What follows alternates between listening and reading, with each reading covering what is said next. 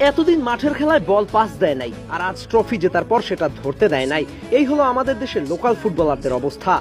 এতটা নিচু মানসিকতার ফুটবলার সম্ভবত পৃথিবীর আর কোথাও কোনো দলে নেই। বাংলাদেশ অনূর্ধ্ব-20 দলের লোকালরা রোনান এবং ডেকলান সুলিভানের সাথে যা করলো তা এক কথায় স্বার্থপরতার সবচেয়ে বড় উদাহরণ। এক দলে এক জার্সিতে এক দেশের জন্য খেলেও বাংলাদেশি লোকালরা প্রমাণ করেছে তারা চায় নাই রোনান ডেকলানরা শাইন করুক। আর শিরোপা জয়ের পর অধিনায়ক মিঠু চৌধুরী সেটা রেনানের দিকে না নেয়ার ঘটনায় তাদের হিংসাত্মক মনোভাবের চিত্রটা আরো বেশি ফুটে উঠছে। বাংলাদেশ অনূর্ধ্ব-20 দলের সাফ জয়ের পেছনে সবচেয়ে বড় অবদান ছিল রেনান সুলিভানের। সুদূর বিদেশ থেকে দেশের টানে ছুটে এসে সুলিভান ব্রাদার্সরা দেখিয়েছে এই দেশের প্রতি তাদের টান কতটা গভীর। দেশের সমর্থকরাও তাদের আপন করে নিয়েছে নিজের ছেলের মতো করেই। কিন্তু জনগণের এই ভালোবাসাই যেন তাদের দুই ভাইয়ের জন্য কাল হয়ে দাঁড়ালো।